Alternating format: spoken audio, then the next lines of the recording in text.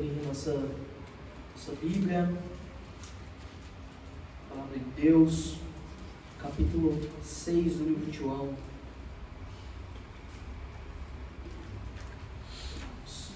Continuar capítulo 6 de João, a partir do versículo 41.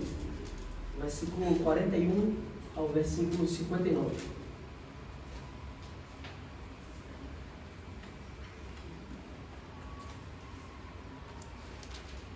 Os irmãos encontraram? Diz assim a palavra do nosso Deus: Murmuravam, pois, dele os judeus, porque dissera: Eu sou o pão que desceu do céu. E diziam: Não é este Jesus, o filho de José? Acaso não lhe conhecemos o pai e a mãe? Como, pois, agora diz: Desci do céu? Respondeu-lhes Jesus: Não murmureis entre vós. Ninguém pode vir a mim se o Pai que me enviou não trouxer, e eu ressuscitarei no último dia. Está escrito nos profetas, e serão todos ensinados por Deus. Portanto, todo aquele que da parte do Pai tem ouvido e aprendido, esse vem a mim. Não que alguém tenha visto o Pai, salvo aquele que vem de Deus, este o tem visto. Em verdade vos digo, quem crê em mim tem a vida eterna. Eu sou o pão da vida. Vossos pais comeram maná no deserto e morreram. Este é o pão que desce do céu, para que todo que dele comer não pereça. Eu sou o pão vivo que desceu do céu. Se alguém dele comer, viverá eternamente. E o pão que eu darei pela vida do mundo é a minha carne.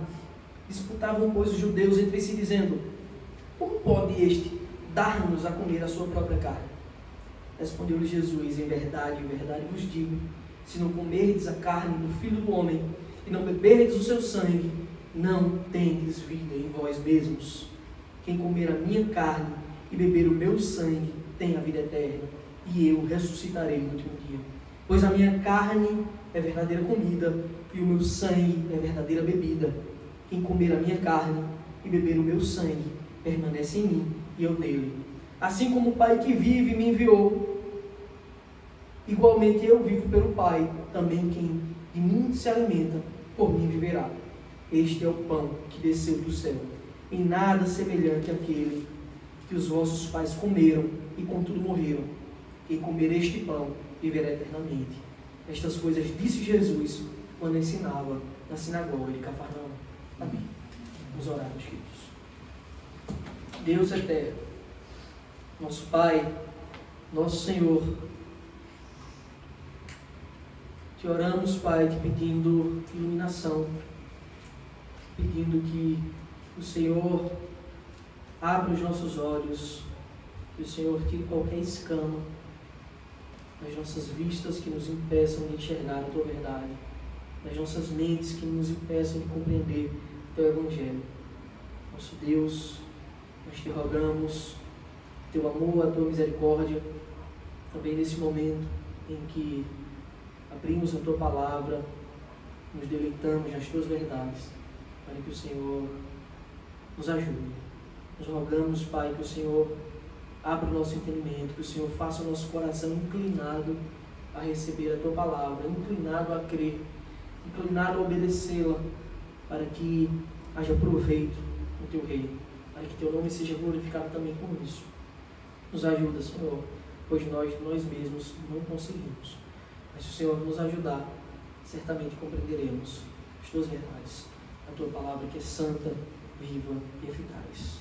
Que ela penetre no nosso coração com a verdadeira espada que é, para que Teu nome seja glorificado, para que o velho homem morra e o novo nasça, para a Tua glória, em nome de Jesus. Meus queridos, essa mensagem de hoje tem como título: Jesus, o maior banquete, o verdadeiro banquete. Nós chegamos finalmente aqui na quarta mensagem do capítulo 6 de João. Os irmãos bem sabem, é um capítulo muito extenso. Então é necessário que a gente divida ele em alguns passos, em algumas mensagens, para que a gente consiga compreender cada detalhe. E é um capítulo muito especial, muito rico com muitas informações importantes concernentes ao Evangelho, concernentes ao Reino de Deus. Nós vimos, a princípio, na primeira parte, que Jesus multiplicou pães e peixes. Nós vimos quão glorioso foi este sinal, mostrando que Ele é o Deus da provisão, mostrando que Ele é o Deus Criador. Mais adiante vimos Jesus andar sobre as águas, mostrando que Ele tem domínio sobre essa criação, também como Deus. Mais na frente vimos Jesus discursar para aquele povo, dizendo que eles só os buscavam porque queriam ficar satisfeitos, saciados de comida. E esse discurso se prolonga, e aqui está a continuação do discurso, até o final do discurso, na verdade. Nós vamos contemplar a palavra do Senhor. Eu peço que os irmãos estejam bastante atentos, pois há muitas doutrinas, há muitos questionamentos que são levantados, e há muitos ensinamentos também que são expostos, ensinamentos ternos, ensinamentos espirituais, e é importante que a gente conheça. Aqui Cristo está se revelando diretamente, claramente como Deus, e também Ele revela a nós algumas das características da sua divindade, de quem é Deus, por que Deus age assim, quem é o Deus que nós cremos. É muito interessante, eu gostaria de começar pelo último versículo dessa sessão que nós lemos hoje, que diz assim: estas coisas disse Jesus quando ensinava na sinagoga de Cafarnaum. Essas coisas disse Jesus quando ensinava na sinagoga. E é interessante que ali é exatamente o lugar próprio para esse tipo de ensinamento. Jesus, de fato, ele estava tomando o seu lugar como mestre, rabi. Afinal, mais de uma vez, aquelas pessoas que o seguiam, ou que foram à procura dele, como o próprio Nicodemos, o chamaram de rabi, mestre. E aquelas pessoas estavam agora ali. Momentos antes elas queriam proclamá-lo rei. E agora elas estavam ali para aprender com ele, Cristo, que é o mestre por excelência. E ele vai ensinar muitas coisas, como também espero que, assim como ele ensinou aquelas pessoas, que ele nos ensine, com uma grande diferença. No final das contas, o relato bíblico é que a maioria daquelas pessoas deixaram ele dizendo: duro é este discurso, quem pode ouvir? Eu espero que nessa noite, meus irmãos, a gente ouça esse discurso e a nossa resposta seja: glórias ao nosso Deus, porque Ele é soberano.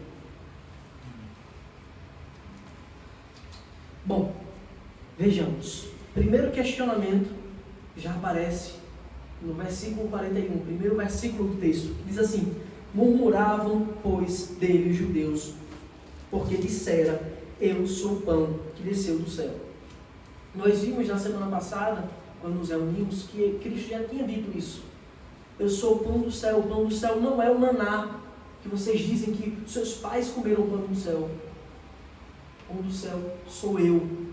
É o Pai que nos dá. Eu sou o alimento verdadeiro. E o versículo 41 é a resposta dos judeus que ouviram aquela pregação de Cristo. E eles murmuravam hoje dele. Nós vimos na semana passada que a murmuração ela é o sinônimo claro de insatisfação. Cristo tinha acabado de ensinar justamente o contrário. Ao multiplicar os pães e peixes, ele tinha dado graças. Ele deu graças. Significa que estamos satisfeitos, Senhor, porque o Senhor tem sido bom conosco, porque o Senhor tem dado provisão. Estamos gratos e satisfeitos. Aquelas mesmas pessoas, no dia seguinte, aqui é o dia seguinte da multiplicação de pães e peixes, agora estão murmurando contra Cristo, porque Ele disse: eu sou o pão que desce do céu. O pão do céu não é aquele que vocês comeram ontem, que eu transformei, que eu multipliquei, nem aquele que desceu no deserto, o maná. Eu sou o pão que desce do céu. Eu sou a comida que subsiste para a vida eterna. É isso que Cristo está dizendo para eles. E eles murmuravam de Jesus. E eles tripudiavam da sua verdade. No versículo 42 continuam. E diziam, eles agora vão argumentar. Eles já murmuraram, agora eles vão tentar arranjar uma prova para que aquilo que eles estavam murmurando fosse verdadeiro. E diziam, não é este Jesus, o filho de José? Acaso não lhe conhecemos o pai e a mãe? Como, pois, agora diz, desci do céu? E aqui, meus queridos, está uma verdade. Jesus, Ele era homem. Ele tinha pai e mãe aqui. Isso é uma verdade incrível. Que aqueles judeus, eles tinham compreendido a humanidade de Cristo. Esse não foi um erro teológico dos judeus. Eles olhavam para Cristo e diziam, Ele é homem. Diferente de muitos ao longo da história. Heresias surgiram ao longo da história, querendo dizer que Jesus não era homem. Jesus era apenas Deus que veio. Aqueles homens compreendiam muito bem essa verdade. Jesus é homem. Eles conheceram mãe, pai, irmãos, mas eles não compreenderam a divindade de Cristo. Essa, inclusive, é a mensagem central do livro de João. Estas coisas foram escritas para que creiais que Ele é o Filho de Deus e, crendo, tenham vida em seu nome. Quero convidá-los para voltarmos ao capítulo 1 de João, um capítulo que nós já estudamos já há algumas semanas, acredito que há umas 15 semanas, nós passamos pelo capítulo de João, e o Senhor tem nos abençoado, nos dado a oportunidade de continuar até aqui. No capítulo 1 de João, do versículo 1 ao versículo 4, do versículo 1 ao versículo 4, o livro de João já começa com essa verdade. E diz assim, no princípio era o Verbo, Jesus, o Verbo, o Logos eterno, a palavra eterna. Do princípio era o Verbo. E ele diz o quê? O Verbo estava com Deus. Claramente significa duas pessoas, o Verbo e Deus Pai. Mas ele não encerra por aí, ele continua. E o Verbo era Deus. O versículo 1 de João já traz a verdade absoluta de que Cristo é Deus. Ele estava no princípio com Deus, versículo 2. Todas as coisas foram feitas por intermédio dele, e sem ele, nada do que foi feito se fez. A vida estava nele, e a vida era a luz dos homens. Nós vemos aqui Cristo presente na criação. João traz essa verdade. Mas essa verdade não é nova, não é contemporânea ao período de João. Porque se você lê Gênesis, na criação, está escrito, façamos, pois, o homem a nossa imagem e semelhança. Não está, eu faço, eu crio o homem, mas façamos no plural. Porque assim como a Trindade Santíssima, Pai, Filho e Espírito Santo, estão presentes na redenção, na salvação das nossas almas, eles também estavam presentes, a Trindade, na criação. Deus Pai ordenando todas as coisas sendo feitas por intermédio do Filho, e o Espírito vivificante pairando sobre a face das águas, criando todas as coisas. Versículos 10 e 11 deste mesmo capítulo, no capítulo 1, diz: o Verbo estava no mundo, ou seja, que encarnado, Cristo encarnado já, o Verbo estava no mundo, o mundo foi feito por intermédio dele, mas o mundo não o conheceu. Veio para o que era seu, e os seus não o receberam. No versículo 15, mais uma vez mostrando que Jesus, Deus e homem, estava aqui na terra, João diz, versículo 15, João testemunha a respeito dele e exclama: este é o de quem eu disse: o que vem depois de mim tem, contudo, a primazia, porquanto já existia antes de mim. Essa é uma verdade gloriosa. Ele vem depois de mim, mas ele é primeiro. Ele tem a primazia, a proeminência, porque ele já existia antes de mim, porque ele é eterno. Deus bendito e eterno.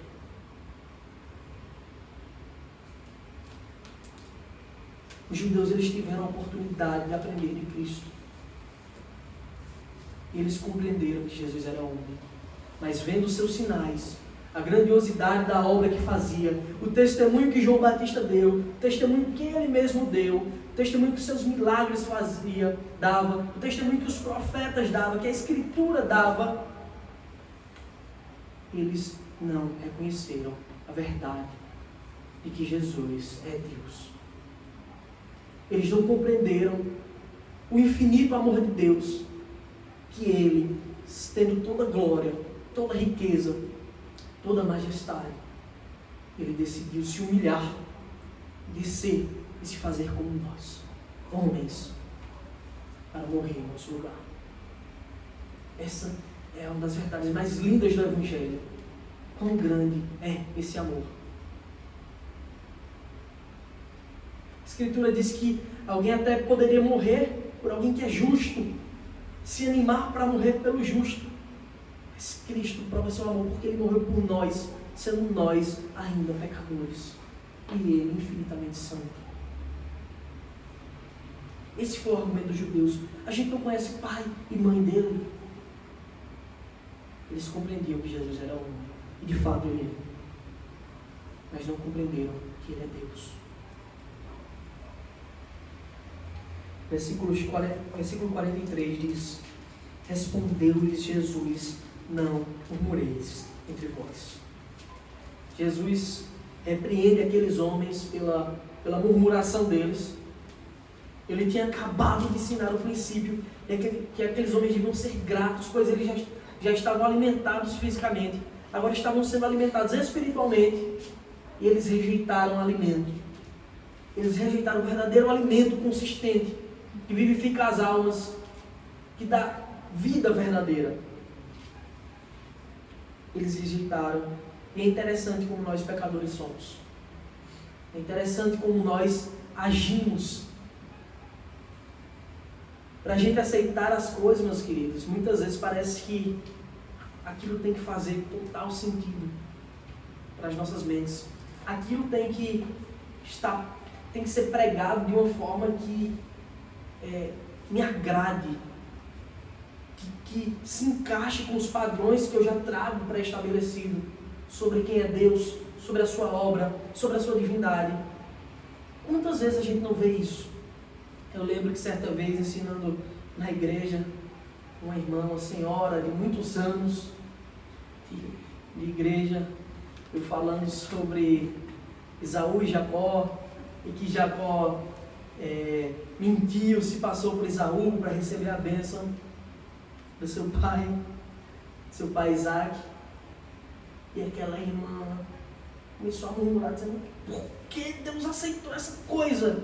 Como é que pode? Esse homem mentiu, usurpou a bênção do outro. E a gente começou a explicar. Irmã, existe o propósito de Deus, todas as coisas estão estabelecidas com um fundamento, com um propósito. Nós somos humanos, a gente precisa esperar a coisa acontecer para ver realmente acontecer, mas Deus não precisa disso.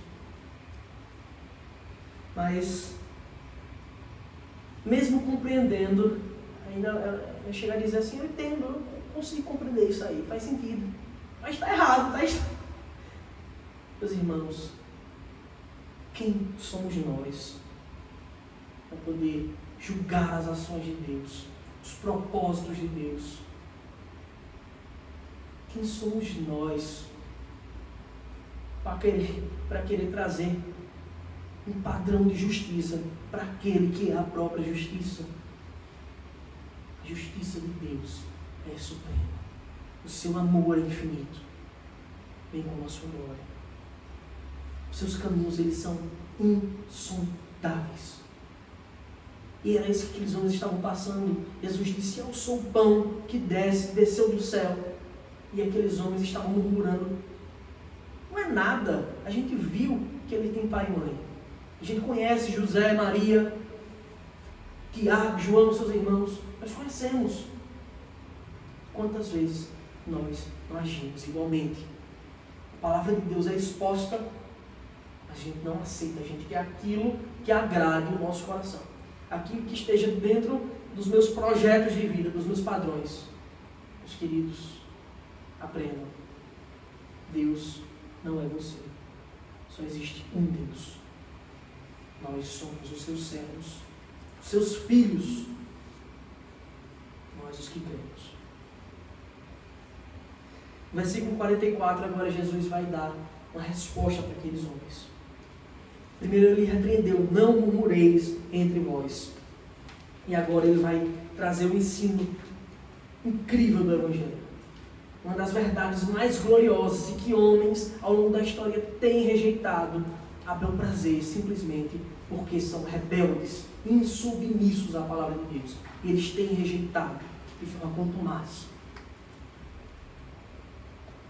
Jesus disse, versículo 44, ninguém pode vir a mim se o Pai que me enviou não o trouxer, e eu o ressuscitarei no último dia.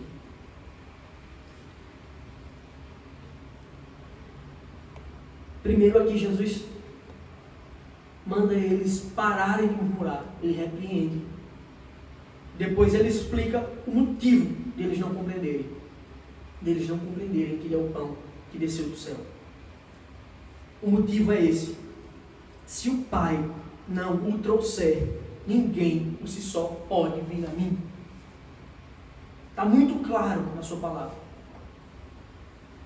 Ninguém pode vir a mim se o Pai que me enviou não o trouxer. Essa palavra trouxer é interessante. Aquele texto que Pedro joga a rede, e a Escritura diz que ele arrastou a rede cheia de peixes. O verbo grego é exatamente o mesmo. Isso trouxer é arrastar. Ninguém pode vir a mim se Deus não o arrastar. Não. Se Deus não o trouxer, não o puxar, ninguém pode vir a mim. Jesus está ensinando que nenhum homem consegue buscá-lo. Nenhum homem quer buscá-lo por suas próprias forças, por suas próprias virtudes. Nenhum homem quer buscar a Deus. Essa é uma verdade absoluta do Evangelho. Nenhum homem quer buscar a Deus. E a pergunta é: então por que nenhum homem quer buscar a Deus? Por que ninguém tem esse interesse em buscar a Deus? O apóstolo Paulo ele responde muito bem essa pergunta. Eu convido os irmãos a abrirem Romanos, o livro de Romanos, capítulo 3. Porque ninguém quer buscar a Deus. Romanos, capítulo 3, no versículo 10 ao versículo 18, o apóstolo Paulo vai agora fazer um apanhado de textos que estão escritos nos Salmos. Vários salmos ele agora vai apanhar pedaços importantes desses salmos. Está escrito assim, versículo 10: como está escrito, não há justo, nenhum sequer. Não há quem entenda, não há quem busque a Deus. Todos se extraviaram, a uma se fizeram inúteis. Não há quem faça o bem, não há nenhum sequer. A garganta deles é sepulcro aberto. Com a língua urdem engano. Veneno de víbora está nos seus lábios. A boca eles a têm cheia de maldição e de amargura. São os seus pés velozes para derramar sangue. Nos seus caminhos a destruição e miséria. Desconheceram o caminho da paz. Não há temor de Deus diante de seus olhos. Aqui está o motivo de ninguém querer buscar a Deus. O pecado. O pecado ele cega o entendimento. O pecado faz separação entre Deus e os homens. E nós já tivemos a oportunidade de ler aqui como o pecado entrou no mundo. Não há quem busque a Deus. Paulo sintetiza isso no versículo 26 de Romanos 3, que diz: Romanos 3, 23, perdão. Pois todos pecaram e carecem da glória de Deus. Por que ninguém busca Deus? E a resposta é bem simples. Pois todos, absolutamente todos, pecaram e carecem da glória de Deus. O pecado, ele faz separação entre Deus e os homens. O pecado faz com que os homens rejeitem a Deus constantemente, não queiram.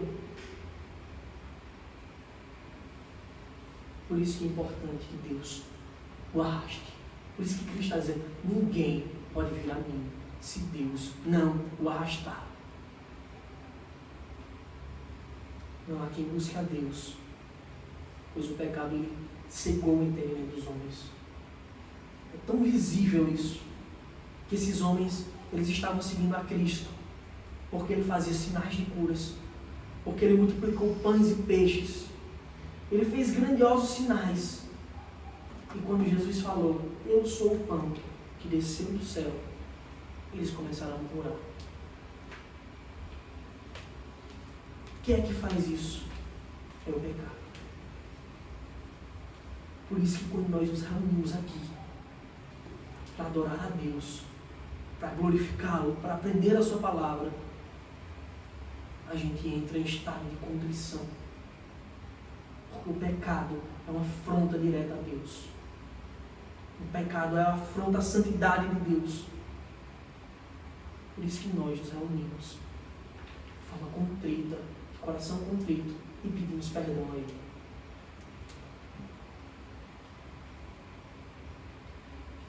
Então Jesus responde para aqueles homens: ninguém pode vir a mim se o Pai que me enviou não o trouxer, e eu ressuscitarei no último dia.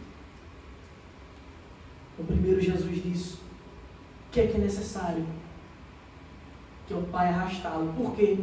Porque eles são pecadores, porque nós somos pecadores.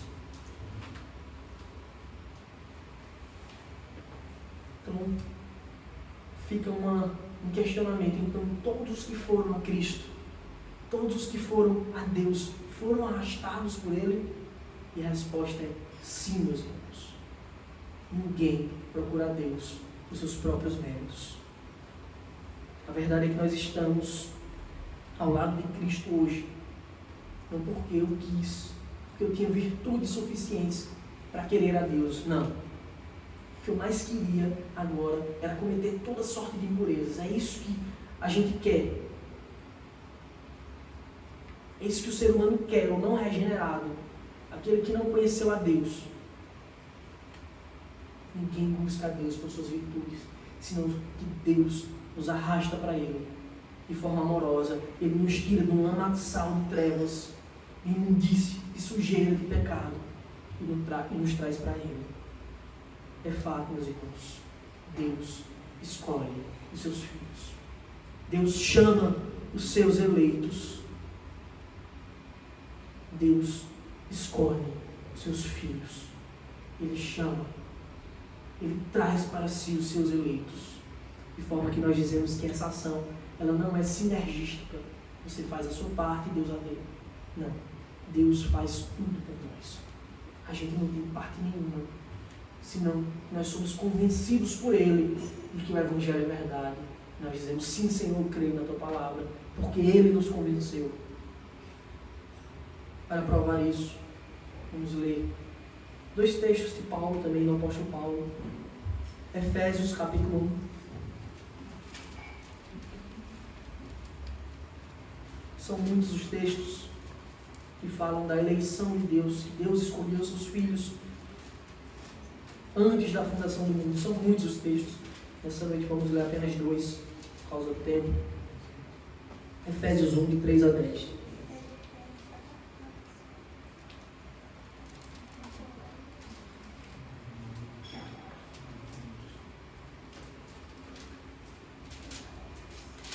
Efésios capítulo 1, versículo 3 diz: Bendito Deus e Pai de nosso Senhor Jesus Cristo, que nos tem abençoado com toda sorte de bênção espiritual nas regiões celestiais em Cristo, assim como nos escolheu nele, quando antes da fundação do mundo, para sermos santos e irrepreensíveis perante Ele, e em amor nos predestinou para Ele, para a adoção de filhos, por meio de Jesus Cristo, segundo o beneplácito de sua vontade, para louvor da glória de sua graça, que Ele nos concedeu gratuitamente no amado, no qual temos a redenção pelo seu sangue, a remissão dos pecados, segundo a riqueza da sua graça, que Deus derramou abundantemente sobre nós, em toda sabedoria e prudência, desvendando-nos o mistério da sua vontade, segundo o beneplácito que propusera em Cristo, de fazer convergir nele, na dispensação da plenitude dos tempos, todas as coisas, tanto as do céu como as da terra. Então sim, meus irmãos, nosso Deus é soberano. Esse texto revela a soberania de Deus, de que nada foge do seu controle, que Ele decidiu nos chamar, nos escolher e nos arrastar para Cristo. Pois se Ele não fizesse isso, certamente íamos perecer. Romanos capítulo 8, versículos 29 e 30. Romanos 8, versículos 29 e 30, diz: porquanto aos que de antemão conheceu, e conhecer aqui não é saber, mas é ter relacionamento. Certa expressão bíblica, conhecer, se refere a relacionar-se. Porquanto aos que de antemão conheceu, também os predestinou para serem conformes à imagem de seu Filho, a fim de que ele seja o primogênito entre muitos irmãos. E aos que predestinou, a esses também chamou. E aos que chamou, a esses também justificou. E aos que justificou, a esses também glorificou. O Deus que nós cremos é soberano. Ele não é pego de surpresa, senão que Ele decretou todas as coisas. Que Ele mesmo nos arrastou para si. Ele mesmo nos chamou para viver essa vida de santidade, de justiça, para viver a verdadeira vida diante dEle. Sua repreensão, no versículo 44, ela termina com uma grandiosa promessa. Uma promessa incrível, maravilhosa. Ele termina dizendo: e eu o ressuscitarei no último dia. Ninguém pode vir a mim se o Pai que me enviou não o trouxer. E eu o ressuscitarei no último dia. Todos quantos Deus, o Pai, tem trazido ao Filho, Ele ressuscitará. Essa é a promessa de vida eterna. Essa promessa de vida eterna que Ele tem dado. Os irmãos já pararam para pensar que a gente não fez nada por merecer. A gente merecia condenação. Paul Washer, já citei isso aqui em outro momento, nos estudos talvez, falando que ao ser questionado por um jovem que dizia que não era tão pecador assim, que não tinha esse motivo de uma condenação, ele disse, estava num salão enorme, na universidade, com muita gente, ele estava naquele telão, se os seus pensamentos, não precisa ser de sempre, não, só de hoje, que você pensou, passasse naquele telão ali, você saia daqui correndo, vergonha. Eu nem lhe conheço, você é tão pecador que se passasse aquilo ali, você ia sair correndo.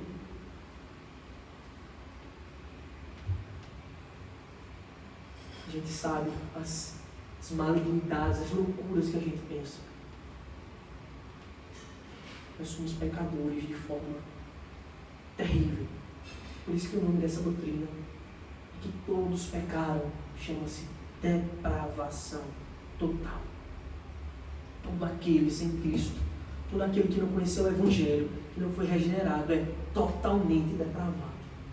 A única coisa que é capaz de fazer é pecar contra Deus, por ações, por pensamento, por palavra, por tudo.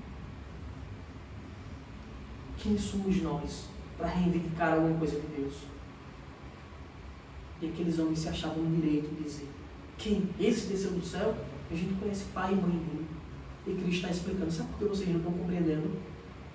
Porque vocês são depravados. A mente de vocês está fechada. Vocês não conseguem entender, porque é uma venda nos olhos de vocês.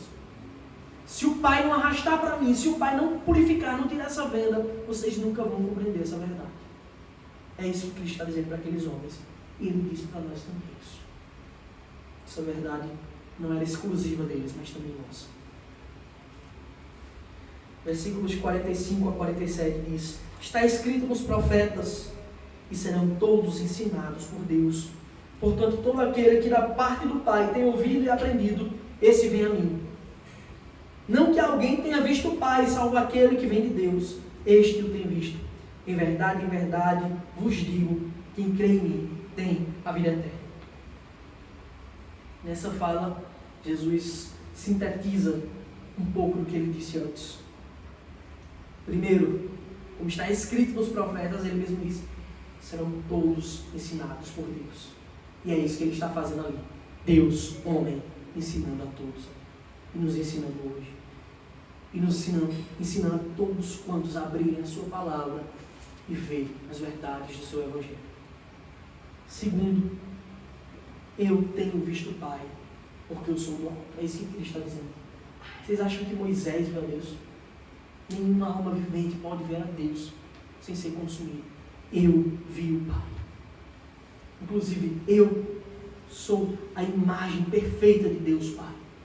É isso que João diz no começo do Evangelho. Eu sou a exegese do Pai.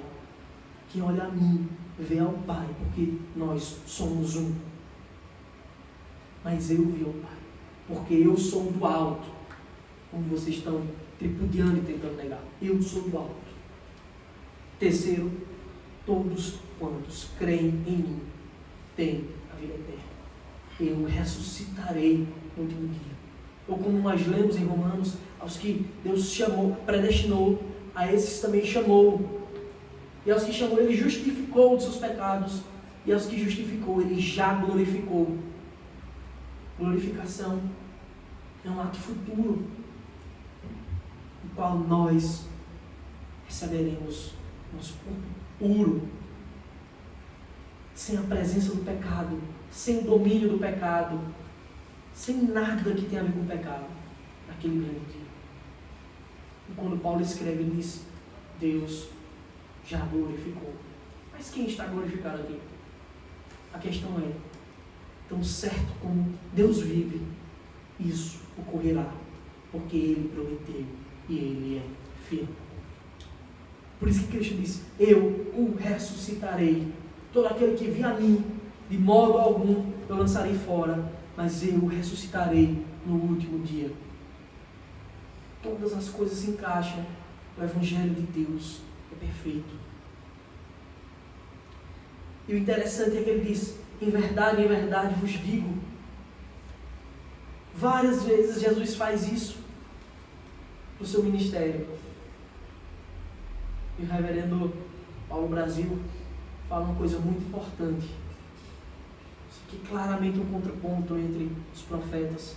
E quando o profeta ia se referir a Deus no passado, eles diziam: eis que diz o Senhor, ou alguma coisa parecida. Mas Jesus disse: em verdade, eu vos digo, porque eu sou Deus, e vocês agora estão sendo ensinados por Deus, como diziam os profetas.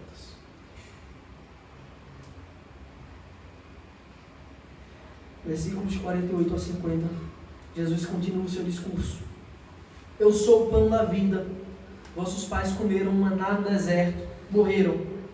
Este é o pão que desce do céu, para que todo o que dele comer não pereça. Jesus continua o seu discurso, afirmando: eu sou o pão da vida. Não há outro alimento que te dê a eternidade. Não há outro alimento que te dê esperança de uma vida futura, de uma vida sem morte. Ele é o pão vivo que desce do céu. Ele é de lá, ele é lá do alto. Somente Ele pode dar vida. Somente Ele pode mudar a nossa situação.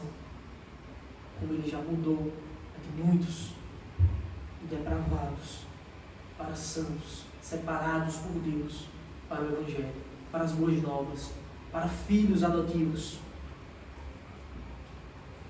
Meus irmãos, Ele está dizendo: eu sou o pão vivo que desceu do céu. É necessário não apenas conhecer que existe o pão. Muita gente sabe que Jesus é o pão que desce do céu. Muita gente já ouviu que Ele é o pão que desce do céu. Mas só saber que há um pão não é necessário. Não é suficiente, na verdade. É necessário que você prove desse pão. É necessário que você se alimente dele. É necessário que você o conheça de forma salvífica. Nós não nos sentimos alimentados. A gente pode até ter uma falsa sensação de tranquilidade, como nós sabemos: olha, minha despensa está cheia de alimentos. A gente fica até tranquilo. Mas isso não enche barriga. Se você não for lá e comer o alimento, você vai continuar com fome. A sua despensa pode estar cheia. Você pode saber que lá tem uma fonte de comida. Mas se você não for lá comer, você vai continuar faminto. Só há um pão que traz vida perene, que traz vida eterna. Não adianta só você saber que existe esse pão, se você não provar dele. Se você não ver que ele é bom. Se você não se alimentar, não consumi-lo. Eu lembro que, acho que eu já contei isso algumas vezes, período de faculdade, eu pregando para um colega de classe, estudava comigo, fazia curso de matemática, falando de Cristo, das glórias do Evangelho, de como é bom ser um servo de Deus.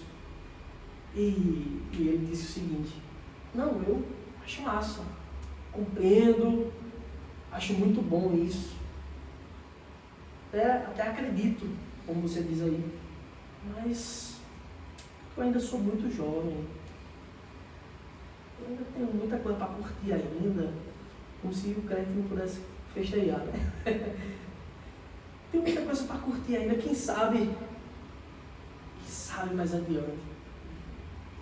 Eu lembro do versículo louco: esta noite pedirão a tua alma e o que tens para quem está preparado.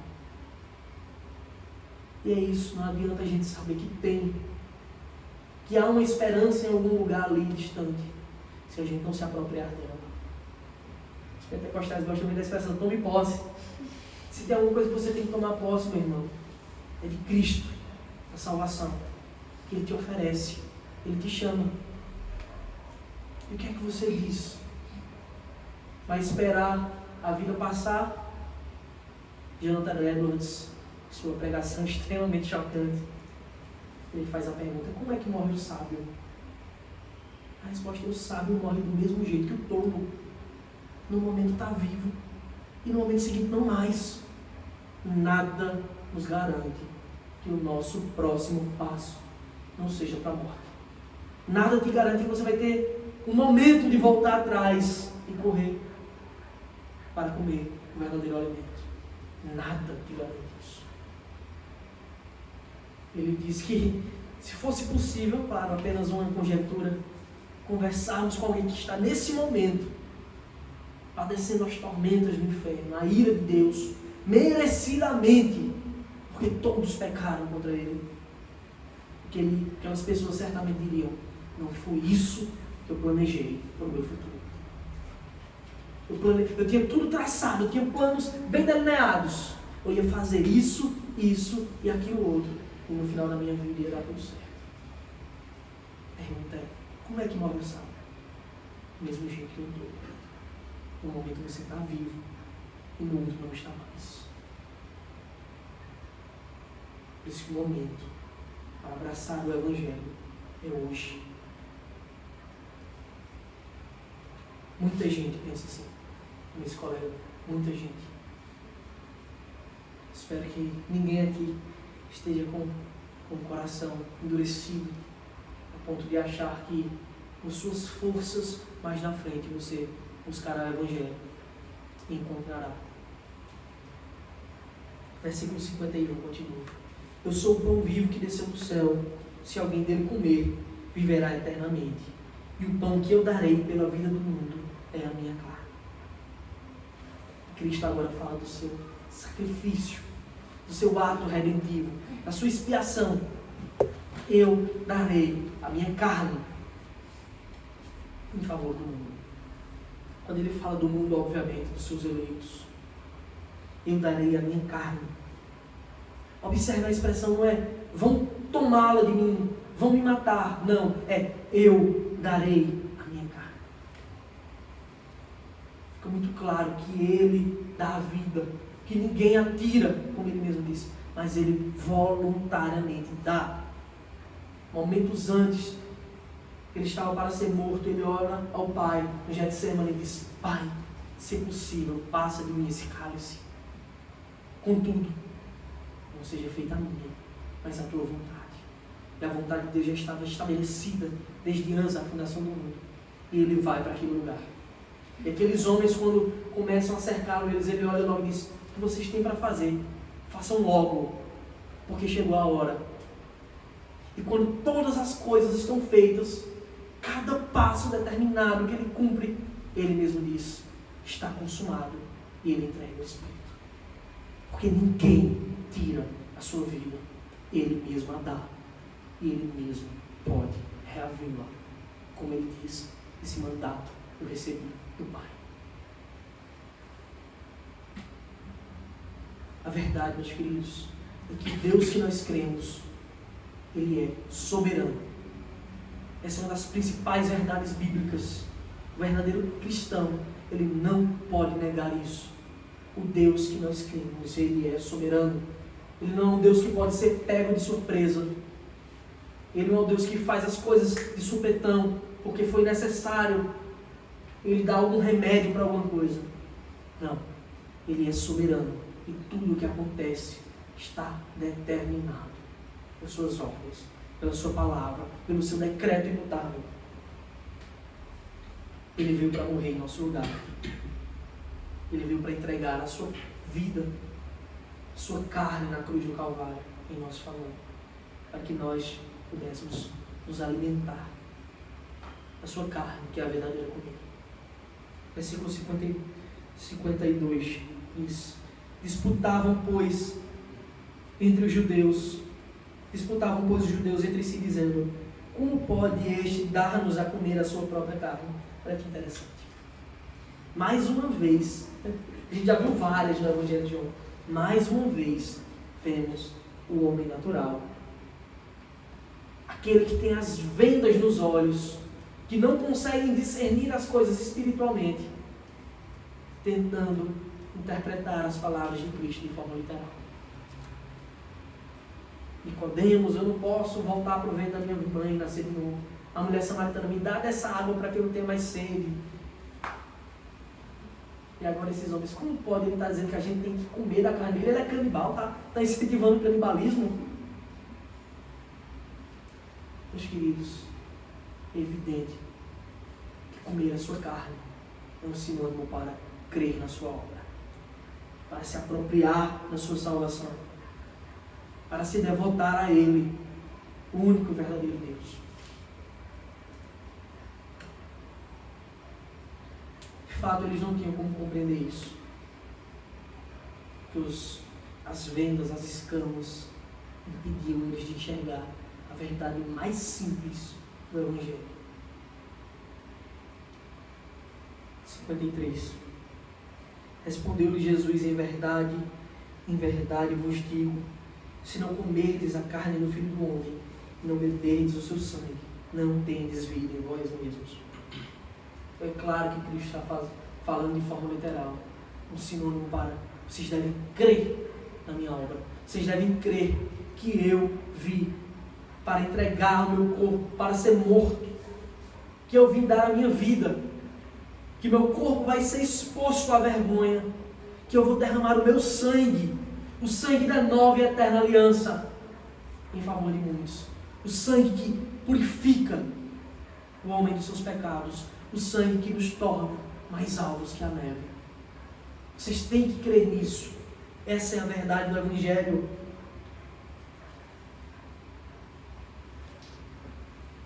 É isso que Cristo está ensinando. Que Ele, a própria vida, se deu por nós para morrer. E a única coisa que nos resta, a única coisa que nos cabe é crer que isso é verdade. É crer na sua obra. Eu pergunto, vocês creem, meus irmãos? Vocês creem que Ele veio? Que Ele viveu a vida que você não podia viver? Que Ele morreu a morte que você não podia morrer? Que Ele ressuscitou para te dar a vida? Que Ele triunfou sobre a morte? Que Ele está sentado à destra de Deus Pai? Você crê nisso? Essa é a verdade do Evangelho. É isso que Ele está nos ensinando. É assim que nós somos salvos, quando cremos na sua obra e em quem Ele é. O versículo 54 diz: quem comer a minha carne e beber o meu sangue tem a vida eterna, e eu ressuscitarei no último dia. Nós somos chamados para crer, para nos apropriar, para comer a sua carne, beber o seu sangue. Nós devemos crer. E Cristo aqui não está fazendo uma alusão à ceia. Não bastasse aqueles homens tripudiarem da sua verdade, pensando que deveriam literalmente comê-lo como canibais. A Igreja Católica Romana ainda cria uma doutrina ímpia, impura, a chamada doutrina da transubstanciação, na qual eles diziam que na ceia, ao comer o pão virava a carne de Cristo, ao beber o vinho virava o sangue de Cristo. Eles creem nisso até hoje. A doutrina da transubstanciação, que as substâncias são transformadas. A questão, Cristo nem está falando de ceia aqui. Ele está falando do seu sacrifício. A ceia mais na frente é que vai ser um memorial do seu sacrifício.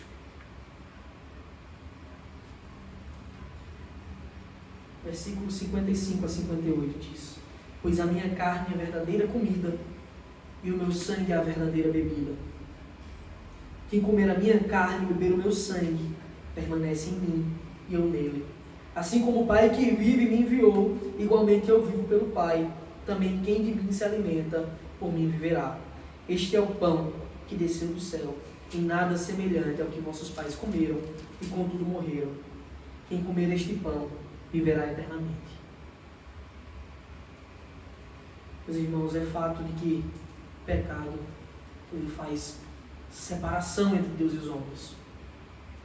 Nós vimos que todos, absolutamente todos, pecaram. E nós sabemos que o salário do pecado é a morte. A alma que pecar, essa morrerá. Esse é o estado de todo homem. Por outro lado, Ele mesmo, o próprio Senhor do universo, Ele te oferece a vida eterna. Ele te oferece a salvação. Ele te oferece o perdão por tantas ofensas. E o que te basta é crer. Crer nesse Evangelho. Crer na sua obra redentiva. Se o Senhor tem te chamado,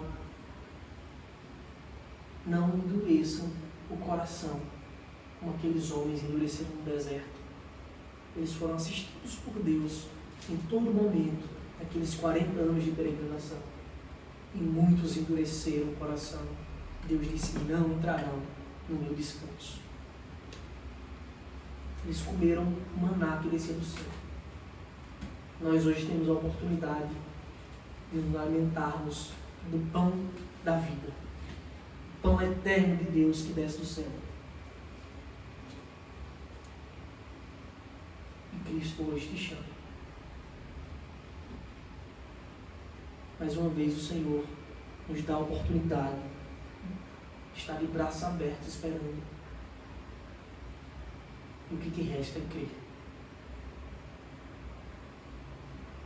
Você precisa provar. Provar do pão da vida. Provar do sangue redentivo. que pode purificar os nossos pecados, que muda as nossas circunstâncias, que muda a nossa história. E assim vocês terão vida eterna. E assim nós teremos vida verdadeira, vida em abundância, vida para sempre. Prove de Deus e veja que Ele é bom. Amém.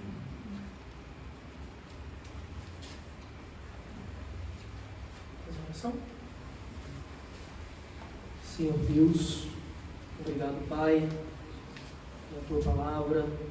Te peço que o Senhor nos ajude a compreender, que o Senhor nos dê entendimento do Teu Evangelho. Que o Senhor mova, Pai, Teu Espírito em nossos corações.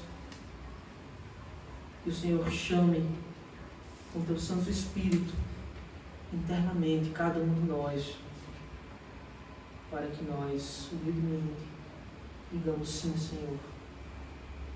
Nós cremos no Teu Evangelho, nós cremos na Tua obra, para que assim sejamos salvos.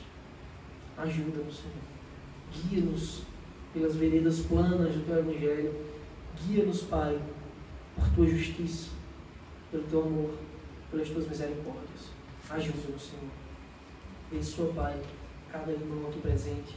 Abençoa-nos, Senhor. Nos dá uma noite de descanso restauradora. E mais uma semana tranquila e abençoada na Tua presença. É assim que oramos, Senhor, em nome de Jesus.